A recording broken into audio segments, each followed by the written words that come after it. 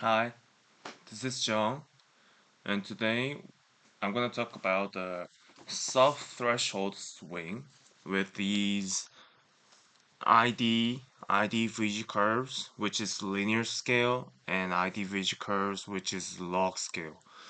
First, we're gonna talk about the structures. I mean, the energy band diagrams of the MOSFET, like this. So, as you can see, I don't think you can see.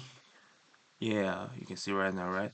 So here's a source, and the middle part is a channel, and here is a drain part. So we can draw energy band diagrams like this. And this situation is that we assumed as the channel is not biased by a voltage that is bigger than threshold voltage.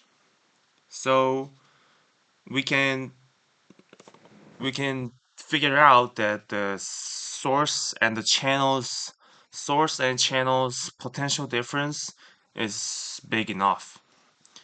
So we can draw energy band diagrams like this, and we can express the potential difference with the between source and the channel with the phi s, which is the surface potential, and minus Vs, which is the surface voltage. And here, the potential difference between the channel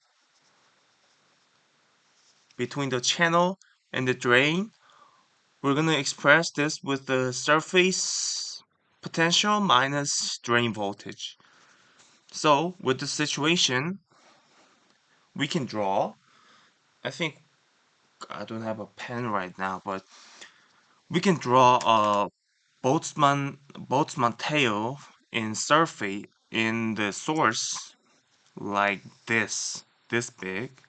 Which means the carrier concentration of the source, and some of the carriers will pass through to the, we're gonna jump to the channel, and the Boltzmann tail at the channel will be like this small, right? And from the drain to channel, as you can see, the potential difference is way bigger than the difference between source and the channel. So a few of the carriers will jump and move from drain to channel. So we can draw Boltzmann tail way smaller than this Boltzmann tail, right? So in this situation, we can see there's a concentrations difference in this channel. So here they have a bigger concentration and they have a small concentration. So we can assume that there will be a diffusion current in the channel, right? So as we learned before, the diffusion current's equation is this. The diffusion current density J is Q times D, and the first differential order with X and NX, which is the concentration, the carrier concentration from source to channel. So the N, the carrier concentration N, we can we already know that the concentrate. Oh, I can see it, but also anyways, the carrier concentration N is exponential Q times the potential difference between the channel and source and divided by a kBT. And from drain to channel, the potential difference will be changed to a surface electrical potential minus drain voltage, right? So as you can see, these equations of the carrier concentration between the source and the channel and the drain and the channel, there's a common sources, which is surface electric potential. So we can use this and we can figure out the drain current. I mean the diffusion current that we figured out before, and it will be a diode equation in this sub-threshold swings MOSFET.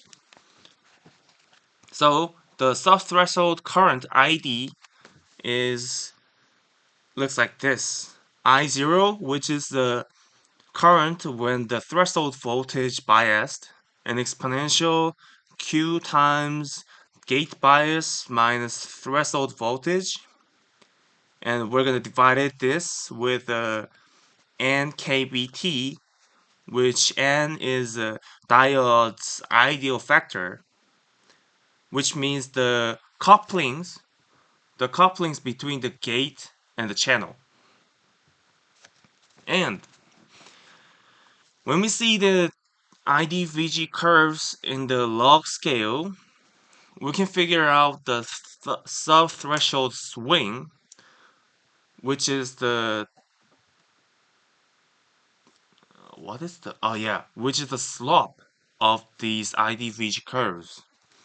So we can calculate the S, which is the sub-threshold swing, as a log ID and a VG with the differential values, and which is the Q, which is a 2.3 nkBT over Q, and this is a millivolt per decade. So this is kind of hard concept, but we can just think about the gate voltage. How much gate voltage that we need when we're gonna make the current 10 times higher than before. So that's why the sub-threshold swings unit is millivolt per decade.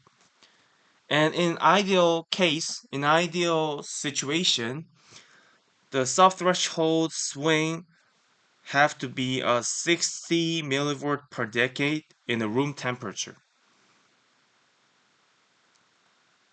And this is the minimum value of the sub-threshold swing, and this is called as a Boltzmann limit.